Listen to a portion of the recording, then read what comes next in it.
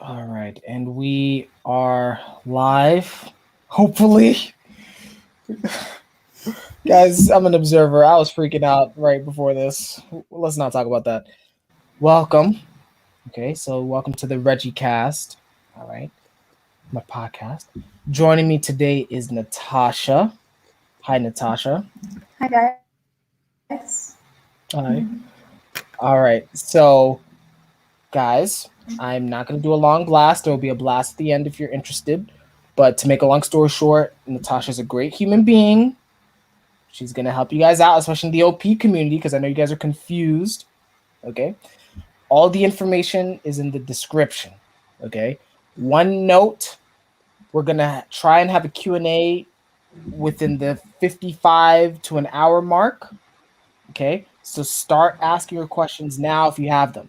Just start loading up the live chat with the questions, and we'll get to that. There might also be a lag that's going to stress me the hell out. So if there's a lag, please let me know if we need to repeat anything, okay? But other than that, let's get started, okay? So as is tradition, okay, let's start with our first impressions. You guys already know I'm reckless as hell. I'm about to post 7 posts on Facebook today too. I'm not sorry. Okay, so let me see what Natasha's hot take of her first impressions are, and then I'll share mine. I first saw you on interviews, actually. I think it was on the Kendrick interview when you still typed yourself as Play Blast Consume Sleep. And my immediate impression was that you and Kendrick were not the same type. So that was my first impression. So when you then changed your type to play Consume Blast Sleep, I was like, okay, this makes more sense. And then I just saw you posting a lot in groups. So like you're constantly posting. So that was my first impression. Generally, I just thought it was interesting to see someone with similar functions to mine, just in a different order. So that was my first impression. Well, yeah, my first impression. Well, first of all, guys, let's just address it right now. I fucked up the SI, so I'm sorry. She's double masculine. I don't know what the hell I put in there. My bad. I will correct that at the end. Okay. She's double masculine. So my first impression is it was indirect. I met you indirectly through Ian. So Ian just talked really. So Ian's someone I speak with. I think I did an interview with him. And also there was like the whole Smash Brothers thing that we were doing, and that was prior to you being involved in that. So, and he just talked really well about you. Like he was like, yeah, like I think you guys would get along really great. Like she seems really nice. I was like, okay, that's really cool. So then eventually I think I reached out to you, I think in the context of game night, if I'm not mistaken. And so I think that's where a lot of my I think so. Yeah, I think a lot of my first impressions stemmed from that. It's just I think you're just overall pretty chill person. Yeah, I don't know. Like, there's not any other words. It's just like you're just super chill. I'm like, okay, it's Natasha. It's like there's not gonna be any drama from Natasha for me. I'm just like, okay, she's chilling. So I think that's good.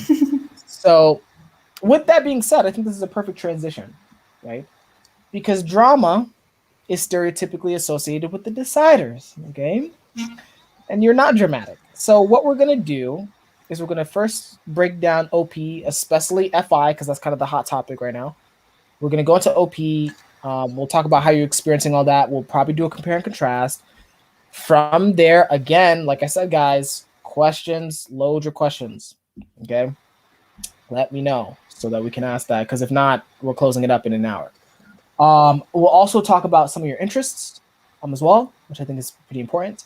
So let's go ahead and do that. So starting off with so you as a decider, maybe help me understand what your experience as a decider is, and why. Is there drama that I'm just not knowing about, or is that just not an accurate tracker? Well, I think precisely because I'm a decider, I try to avoid drama because I'm an IP and with masculine tribes. So I see the tribe as scary. And I don't want drama with the tribe because I'm afraid the tribe might hate me if I get involved in any drama. So the way I see it is, I'll be cool with you. Try not to get into any drama with me, and we'll be chill. Like, I don't want any drama. So that stems really from my fear of the tribe. It's not really because I don't have any problems with people. I definitely do. It's just that I'd rather put my I tend to live according to my fear. So I'm like, okay, if I engage in drama with the tribe, they're gonna shun me at some point. So I might as well be chill with everyone.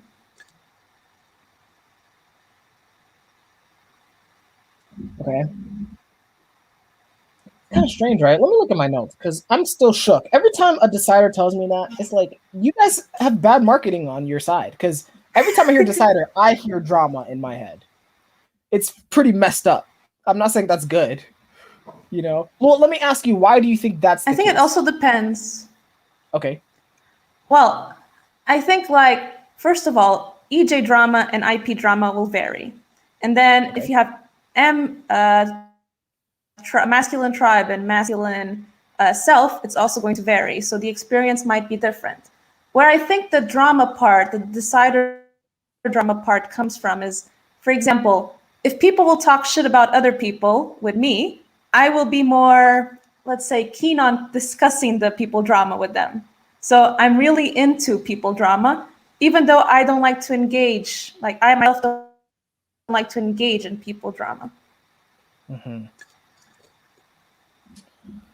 Yeah, and now I'm like looking 100% at my notes. You said even when you're consuming stuff, you prefer people drama. Like I think you said even TV shows. Like you like the Yeah. So like are you into like so I mean what would that be? Like is this like what did you call these things? These soap operas? Are you into soap operas? Sorry, I couldn't hear. Oh, Can you repeat can you that hear me? part? And it's like Yes. lagging for me as well. I apologize, guys. Um I said are you into soap operas? That's me being super reductionistic. Okay. Yeah. So with soap operas, I find them very unrealistic for the most part, and I think that's my double observer side. I'm like, the masculine SI is not. It's not ringing true for me. But I did get into a German soap opera a few years ago, mostly to practice German. So that was the one time I actually watched soap operas. But I like something that is similar to soap operas, which is what they call the dramas, particularly in Asia. So they're a little bit more dramatic than the average TV show in the West, I'd say, or a little bit more exaggerated sometimes, but not as bad as soap operas and not as long. Like soap operas are way too long. I have no patience for that. Oh, interesting. Okay. Really interesting. Um, let me not bore you with the SI. I have like a few SI examples. We'll touch base on that. Like I'm thinking of like skins or something like that. Then, or like Oh, skins. My issue with skins, this is also part of the problem of being consume savior. Okay. For me, I feel responsible to consume something if I like it once I start. So the longer it is, the longer the episodes, the longer everything is, the less I want to consume it. Because then I will be like, if I like this, I'm going to have to spend 10, 12, 13, 14, 15, whatever amount of hours I have to finish it. And I tend to be a binge consumer. So I will consume the hell out of it and then move on to something else. Okay. Interesting. Yeah. So that's why people don't. I was about to drag myself with my episodes, but that's okay. All right. So continuing on the decider. So there's two other main points that I took notes on when we were talking. One, kind of and this is something Dave and Shan have talked about, or the classes have talked about. This notion of someone's all good or all bad. Can you just kind of elaborate on like why do you relate to that? So an example I have is when, for example, my partner, who is an observer, whenever he talks about people drama, I will immediately go along and be like, this person's bad. We should like cut this person out of our lives. Like this person just did a lot of bad stuff. But I will take a longer time to see their point of view. Like it will take me a long time. eventually, maybe I can double decide and be like, okay, but maybe it's because of this and that. I can see why they did it, but it takes a long time. Like I'll be stuck on that side of this person's bad for a much longer time than maybe a double decider. Yeah, interesting. Yeah, it's. Does this? I don't remember if I asked you. Does this also apply to yourself? Like, do you get stuck with yourself? Like, all good or all bad? Yes. So basically, when I have a DE tidal wave, so Dave and Shan mentioned this. DIs, IPs will generally build up their DI, kind of like a house of cards. We're going to be building it up, without asking for input from the tribe. And then when we actually go to the tribe and ask for input, if they give us criticism or if they tell us something in our DI is wrong or not good or whatever, it will collapse. At least if you're feminine DI like I am. So it will collapse. And then I will just go into a swing of like, I'm worthless. What the fuck am I doing? Why should I even do any of this? So while I'm doing it, I'll be confident. I'll be like, this is what I'm doing is good. Like, I think it's pretty good because I'm just getting my own validation. So when I go to the tribe and they don't give me the exact same validation, I'll be like, what the fuck? Like, no, I just feel like horrible when that happens. Okay, so when this, I don't want to change too much. I'm gonna circle back to that when we go into the FI, because this building up, it's like I need to see how you're doing that. But okay, so it's like, but okay, so you'll get stuck that way. Man, yeah, the FI conversation will be important. I guess the last thing that we can transition right to the FI is, I guess this is actually a perfect transition, right? But as an IP in general, one of the things you mentioned was you try and position yourself as an expert. I think that was kind of what you're saying, but like, why the expert specifically? Like, why is that the validating DI, I guess? So, for example, if I like a topic, I will consume the hell out of it. I will process the hell out of it. So I will consider myself kind of like an entity or an expert in that specific matter. So when the tribe then tells me something that contradicts what I consider to be my field of expertise, it feels like whatever I built up until that moment is not really, basically, I've just proved myself wrong. Basically, I've just been like, okay, apparently I'm not all that great. Apparently all I've been working for up to this moment wasn't worth the time. Yeah. Well, I mean, do you argue though? I mean, that's what I would do. That's me being petty. It's like, if someone's pushing back on an area where I feel like an expert, I'm be like, yo, get the hell out of my face. You're dumb. I'm not arguing with you. I would argue in a demon state. So like, if someone tries to challenge one of my values, if they challenge my values by shoving values on me, I will just back away. I'm just like, nah, I know this is not a battle I'm going to win. But if they try to shove me with arguments and their arguments are not logically consistent, then I'll fight back. And I think that's the masculine TE, at least in a demon state. Yeah, which is why I never argue with Natacha. Guys, this is a channel change to hell. I am very, like I 100% treat people differently based on their type. I'm sorry. If you have masculine TE, I'm going to be like, hey, I'm going to be super supportive because I don't want those fucking proms. All right? Like, I'm sorry. Because I know I'm going to lose. It's like, they'll argue me to death. I'm like, all right, like, I'm sorry. So that's why Natacha and I are super cool, because she knows she can wreck me in the TE. Now, with that FI validation, okay, let's go to the FI. All right. So we're all confused. You have to help us out. What is FI? What is emotional stacking? Do you relate to that? Let's start with that. Do you even relate to how Dave and Shannon are describing emotional stacking? To some extent. So I don't see it just as emotions. I think that is too narrow. Okay. Look at me, OE, trying to be like, no narrowing down. But I see FI as many different things. First of all, it is identity. So everything that you stack becomes a part of your identity. So it could be feelings or emotions, it could be values, or it could even be just multiple layers of identity in general. So, for example, anything that I like, anything that I experience, anything that I value becomes a part of my identity. So, I'll give you a very simple SI example. A few months ago, I had really long hair down to my waist, and my identity was someone who had long hair down to her waist. And letting go of that identity, like accepting that I would have to become a person who liked having my hair shorter, was really hard because I saw my identity as someone who enjoyed having long hair. So that is just one element. It could be very simple as a haircut, or it could be something deeper like a political view, or it could be even an emotional experience. So there are many layers to FI, and it's not just as redundant as just saying stacking emotions. Okay.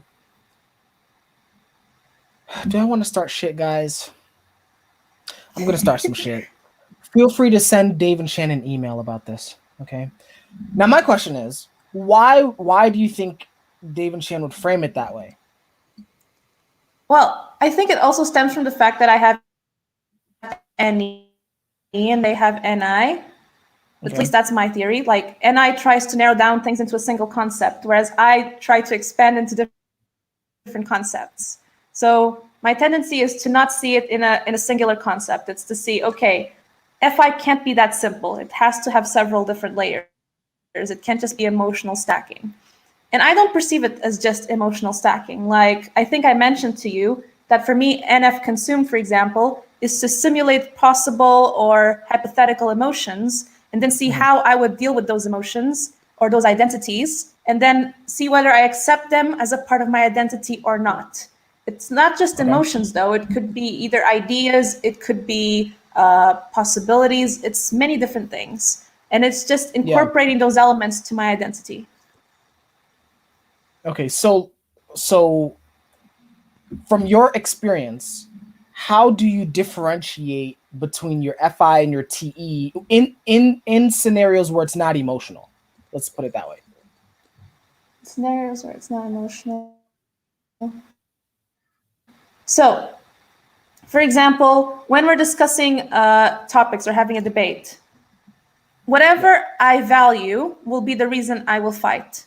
So let's say, for example, I really value pro-choice, being pro-choice. If someone starts arguing with me, telling me that your views are wrong and giving me inconsistent logic, I will only fight because it's something I value. So that is part of my identity, the thing that I value. It's not necessarily that it's making me emotional. I'm just like, I value this and your arguments are inconsistent. So I'm going to argue with you. But if it's something I don't value, most of the time I'll just be like, live and let live. I don't really care about this. It's not a discussion worth having. But when I do get into a demon state, I notice that I do get angrier. I get a lot more defensive, a lot more shovey, a lot more like, you're wrong. Try to prove me wrong with your arguments. Your arguments are inconsistent. That's how I perceive it, at least, the dynamic between FI and TE. Because I can see the spectrum of how people think, having talked to different people. Yeah. And I can see the different arguments that people can make. So I can argue against them by having thought about those arguments. But it will always come from a place of defending the FI. Okay, so there's two questions then, because this is more nuanced than emotions. Because emotions, I like when they gave that example of emotions, I was like, oh, I get that, because I see myself doing that. Now, in the case of values, right?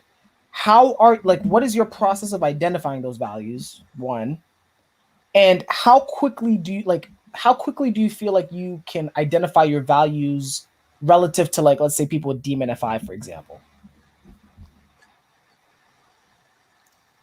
People with, I didn't hear the last part. Oh God, is it lagging? I'm so sorry. So let's start one question at a time. Sound cuts off a bit at times. Yeah, it's annoying me too. Let's start with one question at a time, please. Let's start with, how are you identifying your values? Let's start with that. I think because I have masculine thinking, it's whatever makes sense to me. So Okay. if something makes sense to me, then I will value it. And of course, there is an emotional reaction to whether I, like, if something makes sense to me, I will be more, my emotions will be more positive. If something doesn't make sense to me, my emotions will be more negative. But I think that stems from having masculine thinking demon. So things have to make sense to me. Okay. Then my question would be, why isn't that savior thinking then? Because I don't really necessarily need reasons to like some things. For example, I like movies, but I don't have reasons to why I like movies. Sometimes I simply like something because I like it. Got it. But when it's deeper issues, like values for me are something deeper. So why do I think people should be, for example, into a specific political view? Then I will need reasons to justify my view. Even though, let's be real, part of the reason why I will find reasons to support a view, because it's me finding reasons to defend a view, it's because I have an emotional reaction to it. I will have a visceral reaction to it. I'll be like, okay, I look at a topic and I'll be like, I like this. Now, why do I like this? And I try to understand it. So it goes backwards. Instead of looking at the spectrum of reasons and reacting to it, I react first and then look at the spectrum of reasons to see, does what I feel make sense? Right. Yeah. I do the opposite, unsurprisingly. Yeah. I'll have an emotional, well, it's the opposite. It's like I'll have an emotional reaction, but I'll feel guilty on standing on it. So I'll check first. And sometimes the spectrum of reasons will talk me out of my emotional value, which is very fascinating. So yeah, you're basically doing the inverse, which is interesting. So okay, so that helps. So you can do values. Oh, I guess, and this is the follow-up question. How long does it take for you to realize something's in your FI, whether it's values or emotions? Like, how fast is that process for you? So this is difficult because I have feminine feeling. So Okay. basically, sometimes I won't know I value something until someone discusses something, and then by talking to them, I will check my emotional reaction to it. So like, do I value this? Do I not value this? And then by listening to their reasoning, I'll argue with them. That's where the play comes in. So I'll argue with them, and by arguing, I will kind of define my stance on it because I am sleep third. So the processing only comes after. So while I'm discussing, I'm kind of like trying to see, do your views make sense? Can they make sense to me as well? Okay. Can you hear me? I'm having the biggest observer freak out over here, Yes. guys. I'm stressed the hell out. I don't know what's going on with this internet. Oh my god. Okay, so I think I heard that.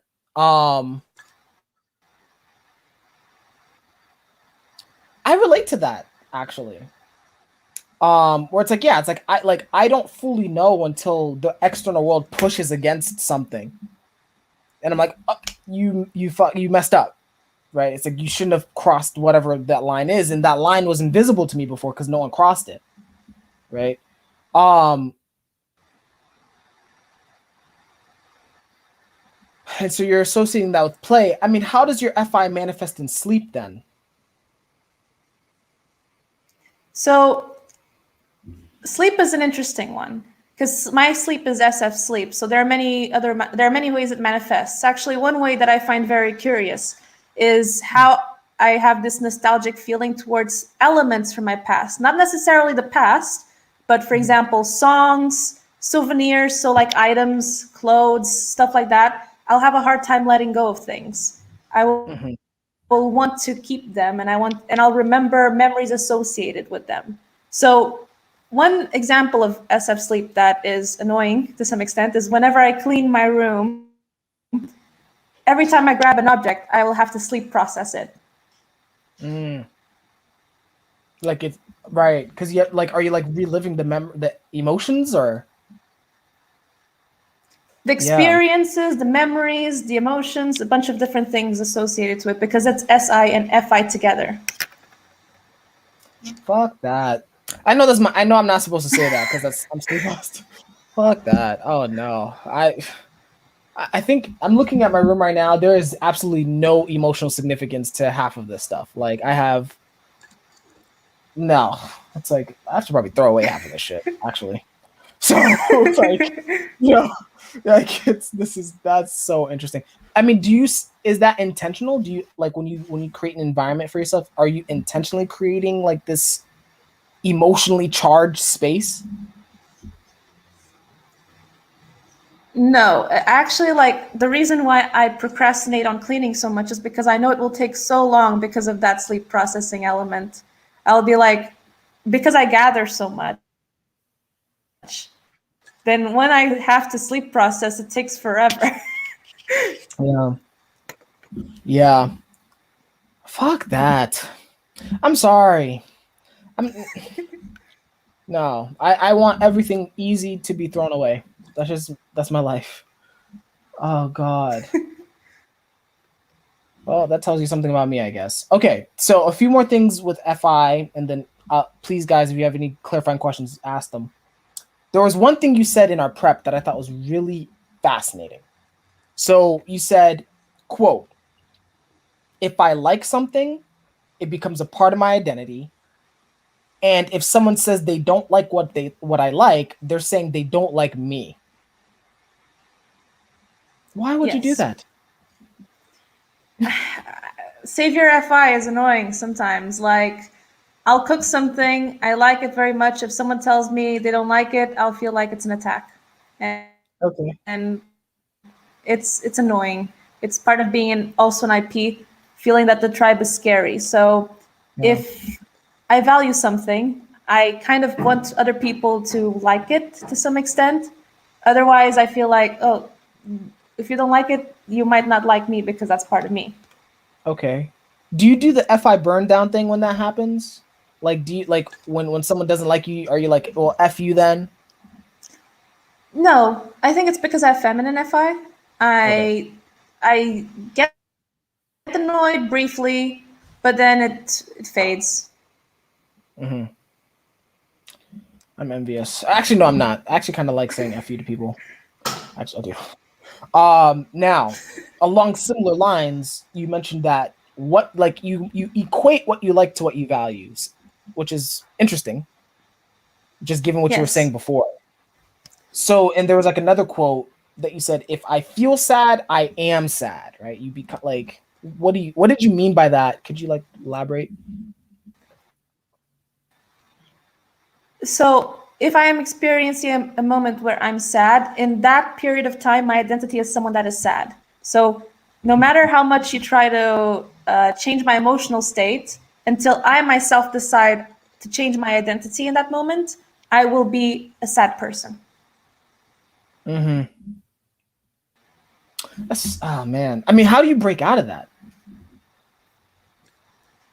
That is a good question. It's basically you have to drag yourself out. That's the worst part about being an IP. And I think even Dave mentioned it in some videos about his FI. It's that once you are in a mood, like if you're in a bad emotional state, there's no one that can really help you. You have to be the one dragging yourself out of it. So, like for me, projecting an identity that I would like to achieve or to attain helps. So Yeah. then it's moving my FI identity to a different identity that is more positive. Mm-hmm. Yeah, that's kind of like a recent realization of mine. So cool. Okay. Last FI thing, and then we'll move to some other stuff. I think you mentioned poetry, actually, as an example of how you manifest FI. Like, so how like, and I think if I'm not mistaken, you related to like, so I had an episode with my type 2 anomaly, and so you were relating to her poetic tendencies. Can you like elaborate on like what's going on when you're doing poetry? So when I experience an emotion, one way that I use to process it, so if I'm sad, to consume, sleep it in some way, is to write down how I perceive that experience into paper or onto a screen or whatever, wherever I choose to write it. And I try to find the right metaphors, images, because I have NF consume. So I try to find the right images, metaphors, the right NF image or visuals to capture that emotion that I'm experiencing. And because I do it in this way, I then also sleep process that emotion. So once I write a poem, it allows me to kind of move on from that emotion. It's kind of like me saying, okay, this emotion is now, I understand what this emotion is. I've conceptualized this emotion. Now I can let go of this emotion. Right. Wow. And I remember telling you, like, I actually either relate or used to relate, actually more accurately. Because I used to write like songs and poems and stuff like that. I don't tell people that. I guess I'm telling people now. So, but like I used to not tell people that because it's like it's embarrassing. Just because that was just a phase of life. But yeah, and when I would do that, it was very much, it's like you're trying to pull out the emotion as precisely as possible, at least in my experience. It's like I was trying to pull it out as precisely as possible, like, because it's like I didn't want to just, like, I wanted that emotion out completely, so it's like I needed it to be precise, and I think that's the SI element. um yeah, it's like pulling out, yeah, I don't know how And else to also word the it. FI, because we want also the FI, we want to capture that specific emotion, because with FE, there is a spectrum of emotions, but with FI, we go deep with an emotion. So we want to know, what is that specific emotion like? And it's Yeah. not the same for everyone, because our experience is unique. Like the all the SI data that is within us will lead to a very particular FI experience, and you cannot replicate it. So trying to capture that into a poem is an art of itself, because you don't really, how can you capture that very unique experience with the words in Right. the English language? It's a bit tricky. Yeah. Yeah. Wow. Okay. Okay. Really good. So let's move to some other stuff. Let's do consume. So similar to FI, but it's more of the animal now. So apparently you can binge watch 9 hours a day. I don't know how that's possible. And there's something worse. Recently, I did something even worse. Like, Okay. just no. I consumed in the past month 2 books. One with 900,000 words, and the other one with 700,000 words. And I started consuming another one. It's consume savior is annoying. Why would you do that? I discovered an author, and I like her books. It's like, and I found out she has several good books.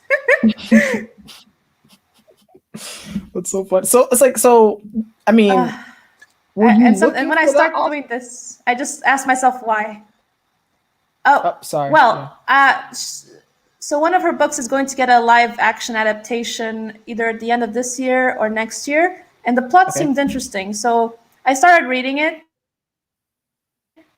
and only once I started and the book was already in my FI, I realized it had 900,000 words. So yeah, that was like, I should have consumed how many words it had, but it was too late. That's so funny. Yeah. I don't know what it is. Maybe I'm just like, I was gonna say I'm getting old. I'm 25. What am I talking about?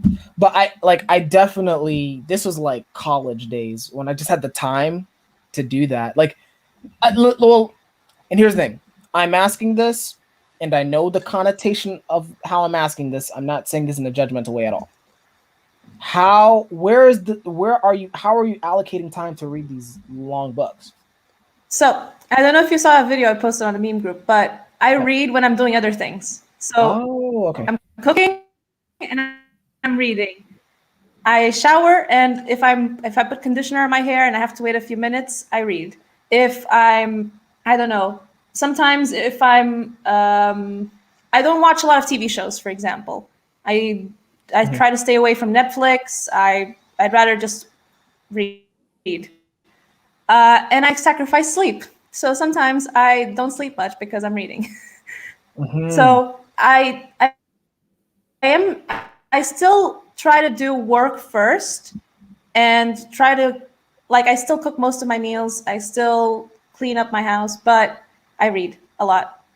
Yeah, okay. Okay, so you're just cramming it in everywhere. Got it. And I Got read it. pretty fast. So, like, I can binge read really quickly. Like, probably if I had in book form, I could read a book in a day easily. Okay. That's impressive. I am scared. That sounds like a lot. How are what? Like, so it's like, and you're retaining all of it?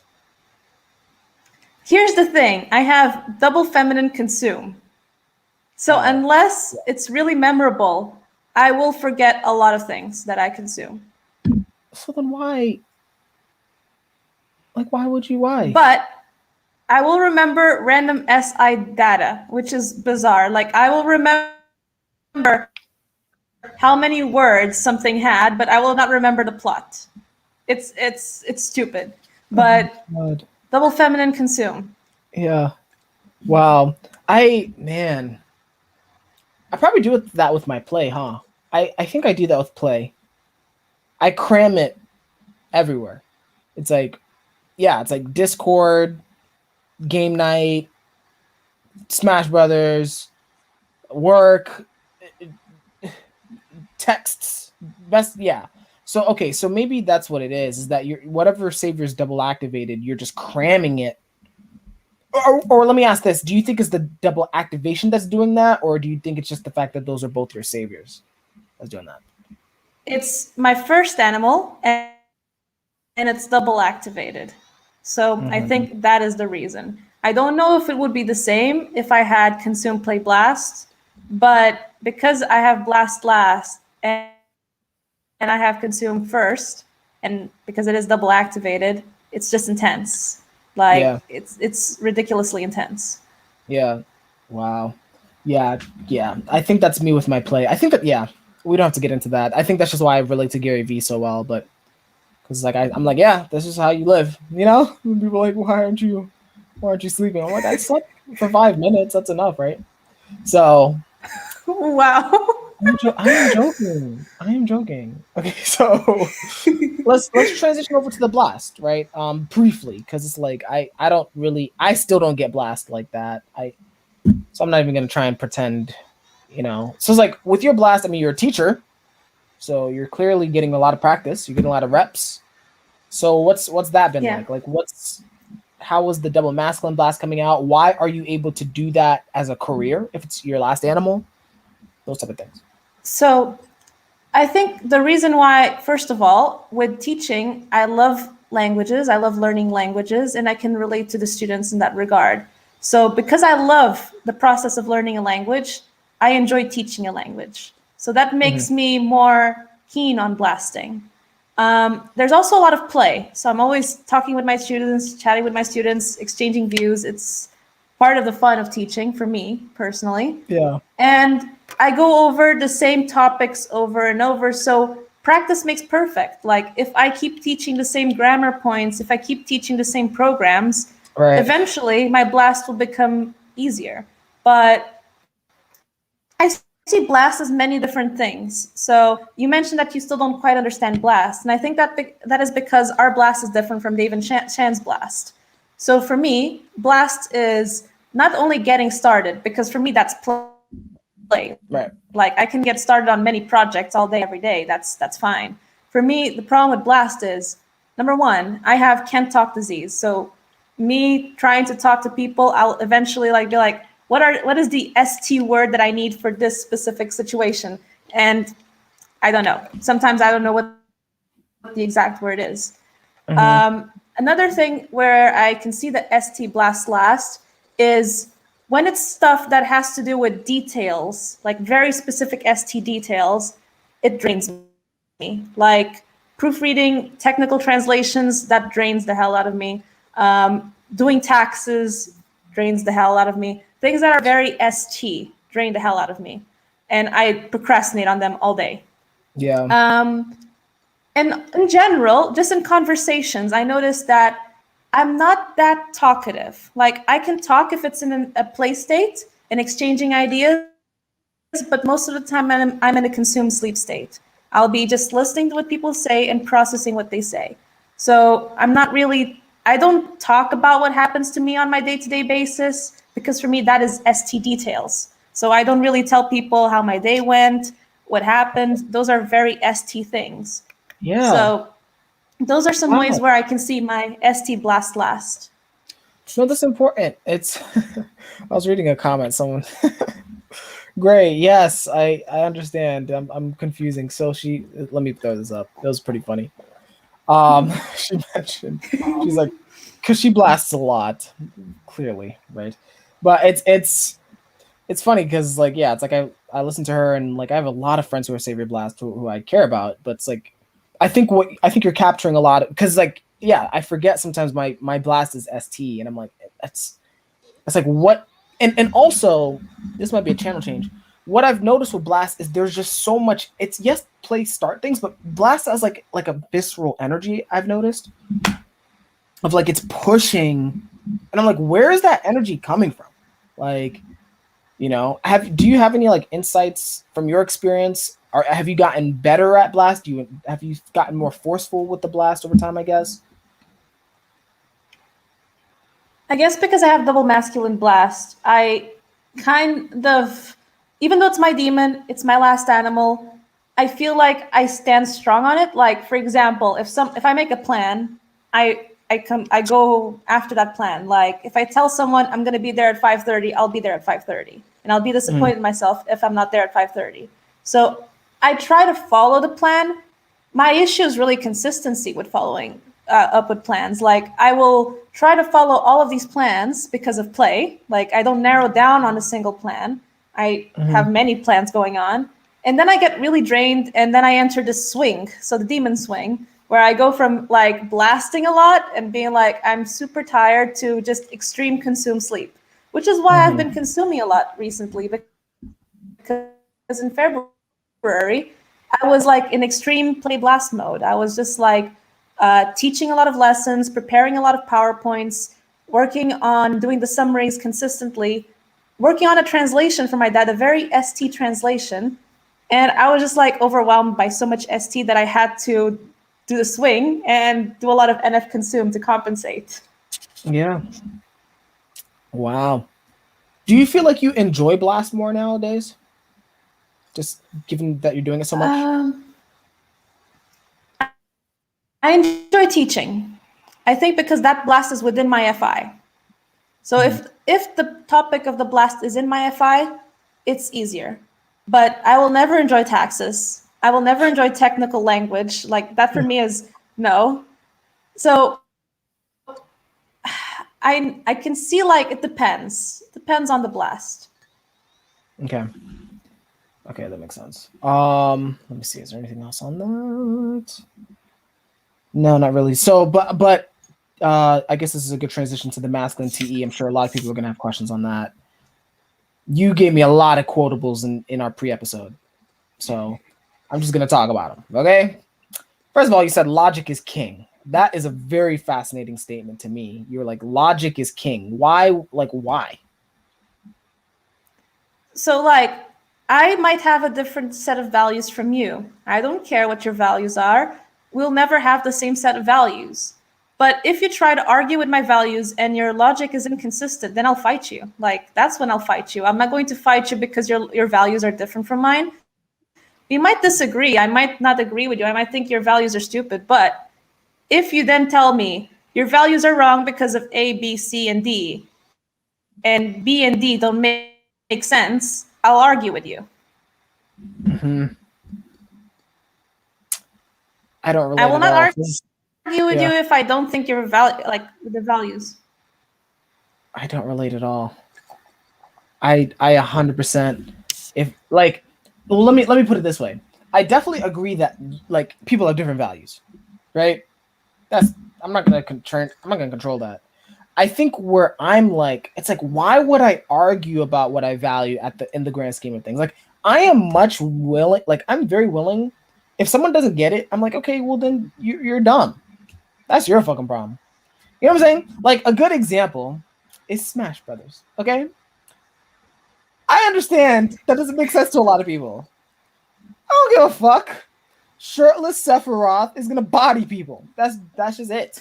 I don't have to explain that to you.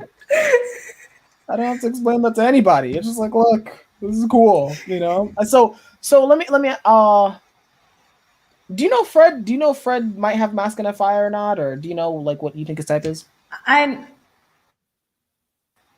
I know his type. He got recently typed, officially typed. Oh, okay, cool. So he has masculine TI. He has masculine TI. I So see. he's double feminine, SETI, consume, sleep, play, blast. You told me this. I apologize. Okay, so this. Let me ask two questions then. What is your experience with masculine DI? Let's start with that. Let's like whether it's me or Fred, probably more Fred. Like, what is that like contrast? So there are two things I can mention. Number one, when we have debates, you can definitely see the two masculine thinking happening, Mm-hmm. like Mm-hmm. masculine TE, masculine TI having a bit of a clash. So he'll be focused on one idea and I'll be like, how about this idea? How about this idea? How about this idea? So like there is going to be a bit of friction on the masculine thinking. But on the Mm-hmm. counter side, like our feminine feelings just vibe really well together. But masculine DI to someone who has feminine DI savior is scarier than masculine DE for me personally, because they will be more stubborn and it'll be like what I believe or what I think or whatever I feel goes. So like there's not much flexibility because they have cat energy. But if the DI is a savior, they will be more shovey on the self part. So Yeah. that for me is something that I find like, for example, people get scared by masculine DE saviors, but for me, masculine DE saviors are like, oh, that's chill. Like I don't feel the shoviness because I have that as well at the bottom, but I have it. But when I encounter masculine DI, I'm like, oh my god, this is really shovey. Where is this shoviness coming from? And I realize it's the DI. Yeah. Yeah, I think it's funny because I think with masculine DI, it's shovey in the sense of like I think masculine DI is actually like more dangerous sometimes. Of course, I would say that, but like I'm just like because it's like it genuinely does not care whether you agree or not. Like it's like okay, I'm gonna push this, and you know what? If you want to fight me on this, it's like I don't even care if you die at this point. Metaphorically, I don't care if you die. You know, it's a Yes. dangerous like, and I think masculine TI, I've seen that as well. It's not necessarily as emotional or value straight. It's just more like you're getting in the way of what I'm trying to do, so you have to be eliminated. It's super. Yeah, I think it's more dangerous. I think masculine DE, just in my experience, it just the punch hits harder just because, at least in my experience, you're just not expecting it half the time. At least for me, I'm not expecting a punch. So it's like when I get punched, I'm like, well, what the fuck? Like, I hurt my feelings. You know? Have you I think experienced it's that? really it's the all bark and no bite. So DE will be barking all day long. They're going to be like yelling at you and screaming at you all day long, but you Yeah. can tell there is no malice behind it. But for Yeah. DI, they'll be friendly and they'll be chill with you. But if Yeah, you it's hit fucking something that is murder. under values or their beliefs, then you're like, there's no point in arguing there. Just no point whatsoever. Yeah. I think it's important that you point that out with masculine DE. Is like, yeah, like that's what I'm starting to realize is like, because I'll just react to the bark, so to speak. But it's like, even when I take a step back, I'm like, oh no, they didn't even mean to be mean. Like they're just pushing. I'm like, okay, just relax. It's not personal. It's just, especially with TE, masculine TE, I've noticed it's not personal. It's just literally they're just saying you're fucking dumb, and usually I am. You know what I'm saying? So I'm like, all right, I'll just take it.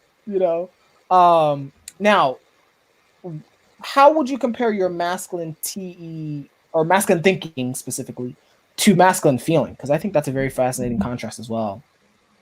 So masculine feeling kind of scares me. Not scares me, but sometimes it feels too pushy on me, particularly because I have feminine feeling. So when people tell me you should value this because it's what I value, or you should value this because it's what the collective values, I'll be like, fuck no, I won't value that. That's not what I value. That's against my values. Like, don't try to move me. Don't try to tell me what to value.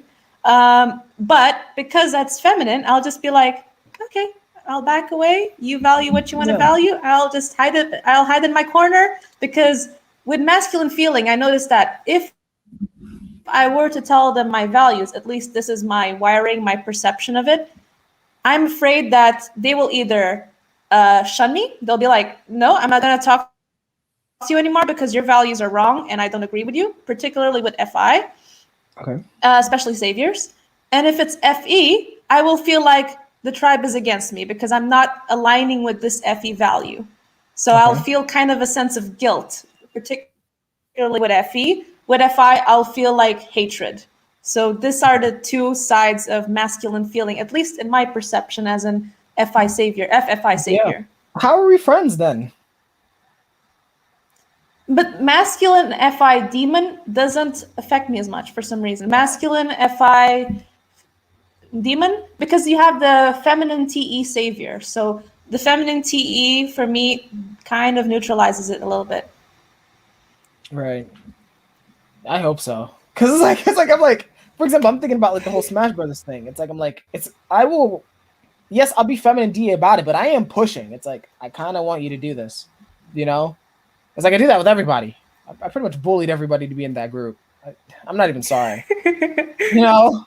It's like, I guess I don't mind it as much. Like, we have never discussed like maybe more intense values. Like the political values tend to be where people tend to clash more on. So one thing I noticed as a feminine FI person, I will avoid discussing politics with people that I know have completely different views from me. Okay. Okay. I will avoid it because I know that if I were to discuss it with them and they don't agree with my views, if they are masculine feeling, there is a chance that they might feel disgust towards me.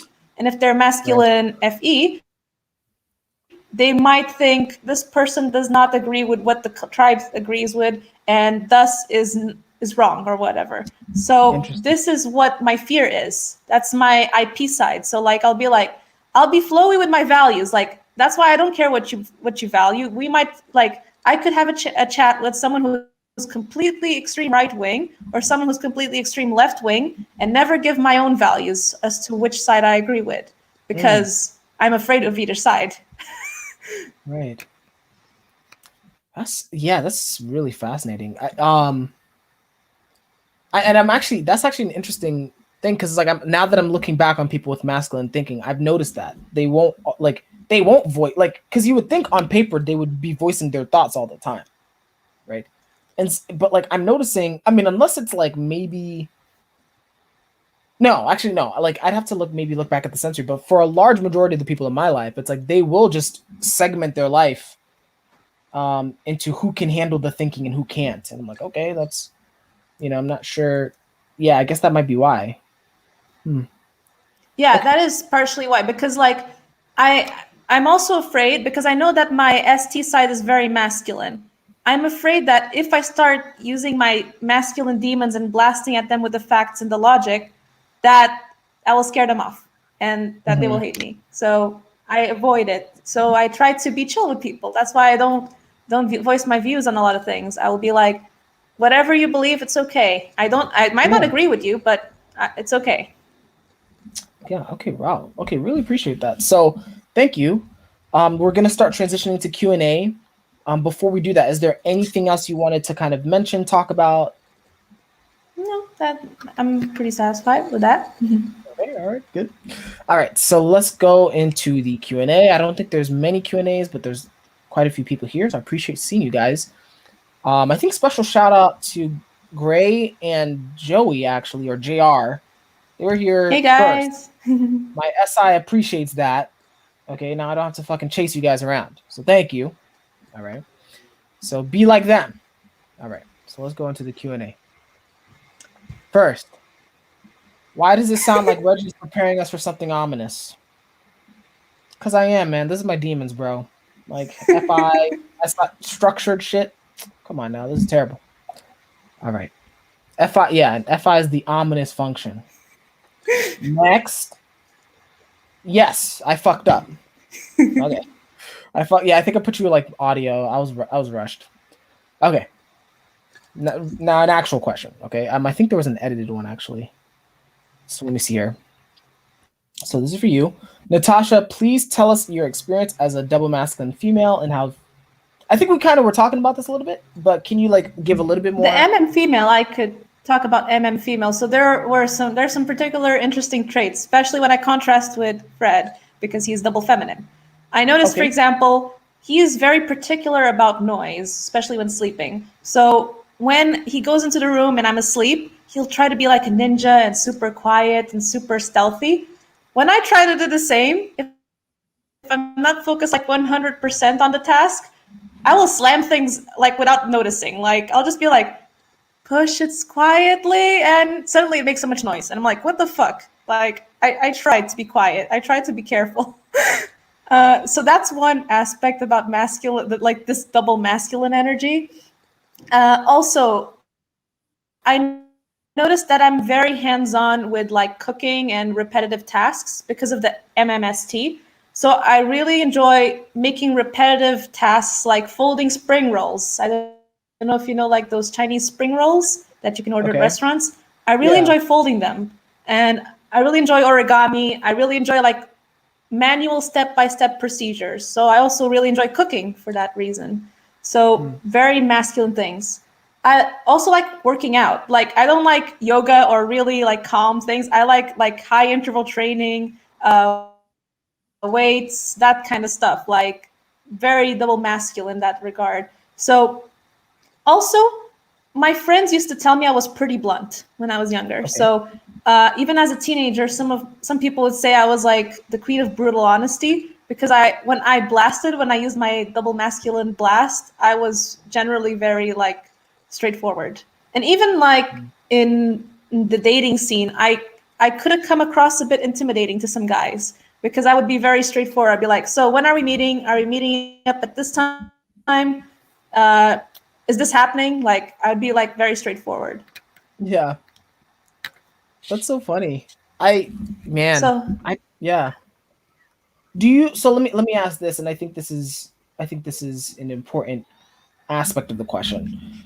Do you feel that being double masculine as a female, do you feel like, people have discriminated against you in any way or like have treated you like in like a bad way because you're not fitting like a stereotype? Girls generally would like see me as a bit more I wasn't the typical girly girl or the very feminine girl ever. Yeah. Like I was an outcast, might be my IP side too, but I was a bit of an outcast in my teen years. I had a group of friends though, and I wasn't like alone or anything, but yeah, I noticed that I didn't fit in with the rest of the girls that much. Another aspect where I also noticed that is like guys would treat me like one of the bros. So like I've always been one of the bros with the guys. So I think that also was an element of being a bit more on the double masculine side. I kind of subconsciously knew I had some masculinity in me. I knew I was masculine sensory from the get-go. That was one thing I was sure about before getting typed. Yeah. But the double masculine makes so much sense to me. Yeah. Okay, interesting. Okay, really appreciate that. Thank you. Let me see. Next, Great is asking, how do you view the contrast between IPs and EJs? So actually, we have more similarities than differences. I talk to a couple of EJs sometimes, and I noticed that sometimes we have the same struggles. It's just where the problem starts and where the problem starts or what the reason for the problem is a bit different. So, for example, an EJ will be okay with getting validation from the tribe, but then will feel insecure about the self because they're not focusing on themselves as much. Whereas I will be focusing on myself and feel insecure about the tribe. So when we're in a swing, so when I'm in a DE swing, I will look a lot more like an EJ. And when an EJ is in a DI swing, they will look a lot more like an IP. So right. there are moments where we are very similar. Okay, is she still talking? Fuck. Hello? Where is she? Okay, sorry. This internet's driving me crazy. Okay. Okay, so let me see if I caught that. So IPs are tracking themselves so they don't track the tribe. EJs track the tribe, not themselves. So this, because you're in this constant loop, you look similar. I mean, let me ask this.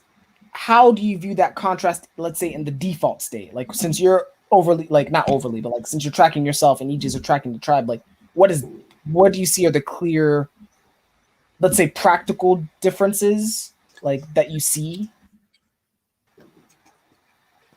So EJs are constantly asking the tribe, constantly tracking the tribe, pinging off the tribe. IPs are constantly not pinging off the tribe. So, like, just speaking on SI terms, if you go onto the Facebook groups, you will see a lot more posts being made by people who have DE above DI. You might see a lot of DIs, particularly double deciders, but DEs will be more the conversation starters, the ones who will be sharing more information or asking for more information from the tribe. IPs have a tendency to like not do that as much unless they have consume play blast.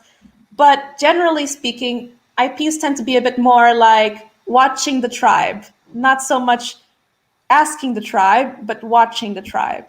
Okay. Kind of watching from a distance almost. So that is one difference I notice.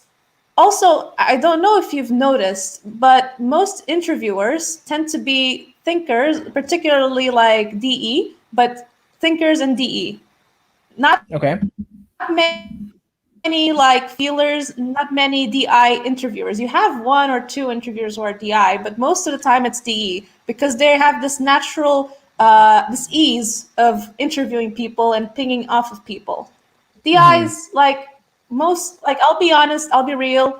The horrible thing about DIs, and I catch myself doing this a lot, is I talk about myself a lot. Like I'll be talking about myself a lot, even in my conversations with people, we'd be like, I do this, and then hearing what the other person does, and that's how I ping. Like, I want to hear your DI, you will hear my DI, which is not really like how DEs ping. DEs will be a lot more like asking questions, wanting to know what the tribe thinks. So that's one difference I noticed as well between IPs and EJs.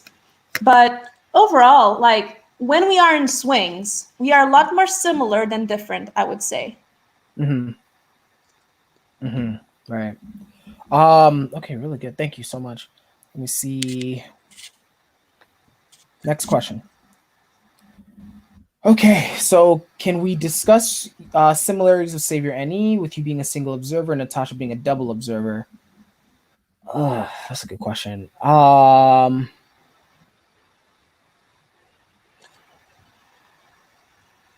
don't so for me, like single observer with NE is interesting. Like, how do you? What is the most stressful thing about being like a single observer, any single observer with Demon SI? Because for me, like I see them as pretty balanced, and doesn't stress me out as much. As you can see, I'm stressing out about the internet, my laptop speakers. I'm stressing out about my, like, there's some stuff prior to this where I was trying to set up my Snug account, and I was like, it's just like there's unpaid stuff I gotta pay. There's an extra laptop I'm looking at that they sent me 2 laptops. Even now I gotta return one. I'm like, fuck, I don't know how to do that. There's just a lot of stuff. Oh, this is dumb. I want a lot of SI stuff then. Yeah, this is dumb. That's my life. And all my NE wants to do is watch just anime and WandaVision clips on YouTube. That's the life I want. But so that's what kind of anime do you like, by the way? What kind of anime? Yeah, so great question. I have not watched anime in a long time, but it tends to be the shonens, like the stereotypical, like, so right now what's hot is Attack on Titan, One Piece, My Hero. I think I don't know if Bleach is coming back, but Dragon Ball Super. And so my Any will just like I haven't watched any of those in a long time, but like you know how people post like those random articles saying, "Oh, here's an update," or "Here's a YouTube, here's an update," and I'm like, I'll just watch those. So like I know everything that happened in WandaVision. I haven't watched a single episode. Oh wow. You know, that's how my consume works. I want the overview. I want the highlights. I want the hype scenes. Okay, I want the badass scenes, but I don't want no fucking sensory details. Just give me the hype. Like WandaVision going ultra on spoiler lady hype. Okay, I would watch that. All right, that's me. Okay. Yeah. So I haven't watched anime in a long time, but one of the shonen genre I really liked was Hunter x Hunter. Hunter x Hunter. yo, That was pretty good. that was my favorite one. That shit was hype. It's really good. It's so good. What did you like about it? I loved the NT part, like the way they came up with how the fights were going. Like you would see the move happen in seconds, and then they would explain everything that happened. I was like, whoa, this is so cool. This is so well written. Yeah. Yeah. I'm a basic guy, bro. If it's hype, I'ma watch it. I think with me, and this is actually a really good insight into my SF sleep. Actually, my Any, and hopefully this actually helps answer your question, Joy, because I know we're tangenting to hell. My Any will look at abstract things, specific to consume. It will scan the abstract for a significant FI moment, like an intense FI moment, and then my SI will obsess about that one moment. So it's almost like I didn't watch the show. It's like I will watch this one clip. So like in Hunter x Hunter, for example, you saw all of it? Did you see all of it? I watched the 2011 version, not the 90s version. Yeah. Same. So okay, cool. So my FI. So I'll give you a perfect example. When I was I skimmed it. Like I watched every. Like I don't think I watched. No, I think I did watch every episode actually. But even like what ended up happening was in the Chimera Ant arc, the moment when they started going through Netero's origin story where he was in the mountains gave me so much intense FI feels. Like I locked in that one episode and I would watch that one clip like religiously. Oh wow. Just religiously. That one, and then also actually go ahead. No, so all I was gonna say was that one and then the volleyball scene in that you know what I'm talking about. Where like Gon like calms down. It was almost like a sleep moment. He like calms down and then like taps into this energy and then like terrifies people with. I was like, yo, this is fucking hype. So like I would just watch those obsessively. So it's like my Any is scanning until it finds an SI and it will just lock onto that SI and obsess about it. Oh wow. That's interesting. Oh. Yeah, I rewatched the show once because I wanted to get someone into that FI of mine. Like I was like, this show is so good. I'm pretty sure you're gonna like it. And then we ended up binging it. Like that was my second time watching. Yeah. That's such a good show, bro. Okay, so I don't know if we answered his question. I'm sorry. Did we? What like? Maybe that's your answer. I think to summarize it. I think to summarize it, like I guess you get more stressed out by the NESI swings, whereas I find it a bit easier to deal with it. Yeah, but he asked for the similarities, though. Oh, similarities. So just before this show, like I was stressing out about the internet as well. But like for me, it was just like, okay, it's a small detail. I know it's like annoying, but like I can get past it. But it was the same kind of issues. Like you had SI detail issues, and I also had SI detail issues. So like the internet being slow, like the things in the physical world not working properly. So I think we have that similarity. Okay. Joy, you're gonna... And our consume as well. Yeah. There you go. If we didn't answer it, leave a comment. All right. Next, I think this is Daniel. Hi, Daniel. How has your any brain changed as your SI developed? Is it still antagonizing? I guess making SI into the enemy. Clearly, as you saw, SI is still the fucking enemy for me. Fuck this. Okay? Come help me. Come be an operator for me. Fuck Dave and Shan. I need an operator to clean my house. Okay? That's how I feel. Okay. How about you, though? I relate to that. Like, if I could outsource my SI, that would be great. But one thing I've been doing more than when I was a teenager was I narrowed down the amount of projects I'm working on at any given time. So Okay. when I was younger, I would work on like maybe 10 projects at a time. Now I've narrowed down to like 3 main projects. If I have to do more than that, maybe one side project occasionally, but I try to limit it to like 3 big projects at any given time. Mm-hmm. Meanwhile, I do not do that. Clearly, if you're in the Facebook group, you know that. I've like too many projects. I have no idea how you manage it. Easily 8. I manage it by not sleeping. Okay, next. Felix, hi. This is for you. So oh wait, no. I guess this is for you. I guess it's for both of us, technically. So with double masculine demons, do you suffer from a form of Hulk syndrome? So this might be more relevant to you, I think. Yes, I do. And so one example, in December, there was like an issue with the post office, an SI issue. Like my intercom wasn't working. I got really triggered by the fact that the post office would come and try to deliver and not contact me. So I had no way of knowing if they were delivering it or not. And some of my post actually was returned to the sender because of that. So I made I contacted the post office. I went to the post office and asked them about it. I tried to change the delivery location. I tried a bunch of different ways to solve the problem. And when they were not cooperating with me, I just decided to ST blast and wrote a long ass complaint with all the facts and be like, this is where you went wrong. This point, this point, this point, this point, this point. And that is like kind of my Hulk syndrome. Yeah. And also when I went to the post office, when the lady was not being like efficient or she was not telling me like proper solutions, she was telling me, I don't know what to do in that situation. This is not my authority. Like, contact someone else. And I'm like, they told me to talk to you guys. Like, what the fuck? I was almost like screaming at her, and then I just like walked away, like really angry. So yeah, I do have it to some extent.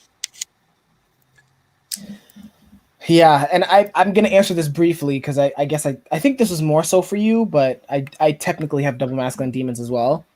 Briefly, I implode or not implode. How do I word this?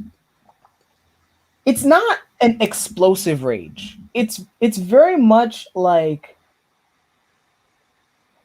so I'm saying this for you, Natacha, because you're gonna get it, and then I'll explain it. If I'm being honest with myself, it's more like Killua is how I experience it. Okay. When yeah, you know what I'm talking about? Okay, so for everyone else who doesn't have that sensory, basically it's like I switch into like a kill switch mode where it's like I get very like if I stop talking to you, you're in some deep shit. It's like I'm like, okay. If I do that, I'm like, okay. It's like it becomes a cold singular drive to destroy whatever triggered me. And it's like I don't talk anymore. I don't tell you anything anymore. I'll actually still be polite to you, so you won't. I mean, you might know because like it's not like I can hide my emotions, but it's not like I'm gonna like rage at you. It's like I'm like, okay, just give me like it's like literally just give me an opening and I will get you. It's just how I start thinking, you know, which is not healthy, but I like it. So, you know, I like that side of me. I'm not gonna lie, I enjoy it. This is actually a good transition because Felix's next question is how do you see the difference? I think we talked about this a little bit, but how do you see the difference between feminine and masculine FI? I think it's that. So, yeah, that, and also like feminine FI is very giggly. Like, I will be giggling a lot more. Like, I noticed masculine FI will not be as movable with emotions. Feminine FI will be very giggly, just like feminine feeling in general. They're overall more giggly. And it's easier to make feminine FI cry, I would say, than masculine FI. Mm-hmm. Yeah. I think, yeah, I don't think I've cried in a long time. It's funny. Even though I've been super emotional with people lately, there's some people like who are like deep in my FI where it's like, I'm like texting them things like I love you in hearts, which I never do, guys. That's fucking weird. If you get that from me, you're like in that awkward FI zone for me. You know what I'm saying? It's like, cause I like, it's I like think I that's start. more FE. I couldn't do that. I mean, I've been absorbing Gary V too. So it's like, I think that's part of it. But like, yeah, I think, yeah. Anyway. So, but yeah, like it's, shit's weird, bro. But like even with them, I have not cried. It's so hard. I wish I could. I think it would help relieve some stress. Okay, next question. I think this is gonna be for you because I'm not gonna fucking answer this. How do you identify when you have mixed emotions? That's a good question. Multiple identities or one mixed one? Yeah, this is a good question. So that's always a struggle. Like sometimes I will be feeling, for example, really sad and depressed and at the same time happy for someone.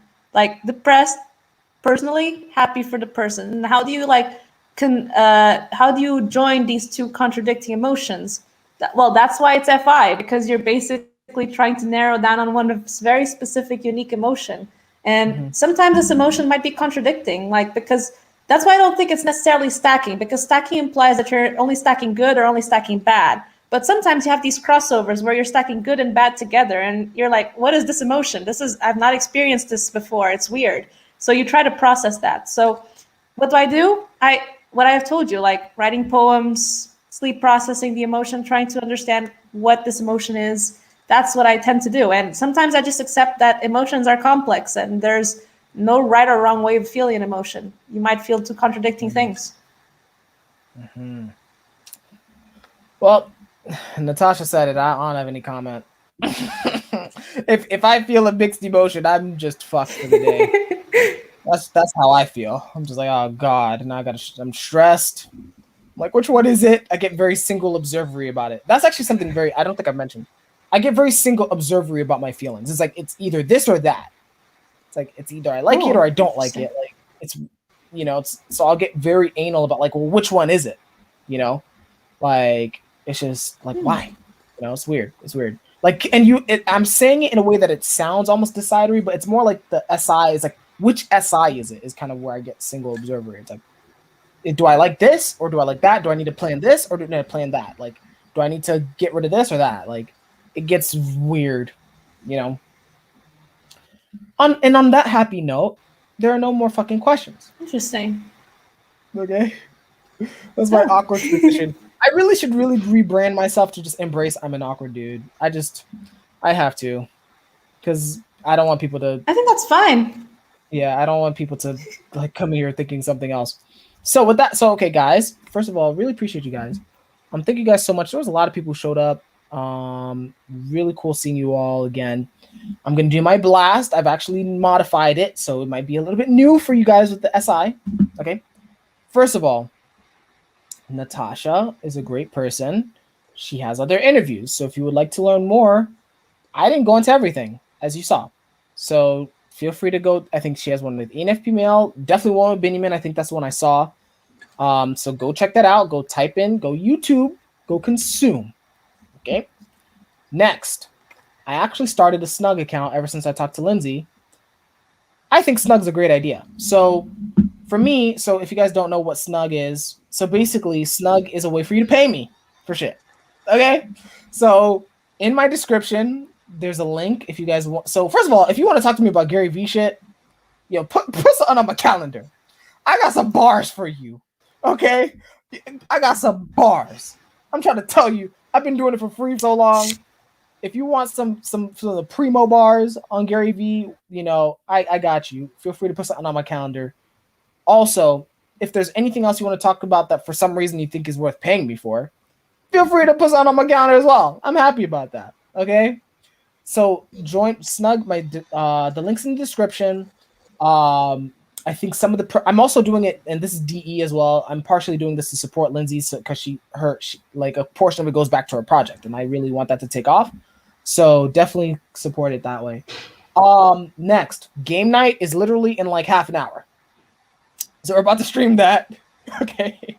We're about to stream that. I'm about to join that in a few minutes. So guys, come through. If even if you didn't RSVP, which I don't know why you didn't, you guys can participate through the live stream and vote on the prompts. You can't create the prompts, but you can vote on which ones are your favorite. Okay. It's gonna be between 12 and 3 p.m. Eastern and 6 to 9 p.m. Eastern. Finally, I haven't said this in a while. Y'all can still catch these fucking hands, bro. You guys can still catch these hands. Okay. Shirtless Froth is about to be back on the scene as of tomorrow. I've been busy, but he's coming back. All right. So my friend code is in my about page. Okay. Come check it out. That's it. Thank you guys so much. Okay. Natacha, please feel free to stay on. We'll just kind of decompress. But everyone else, thank you. Have a great day. And I'll see you on the next one. Take care.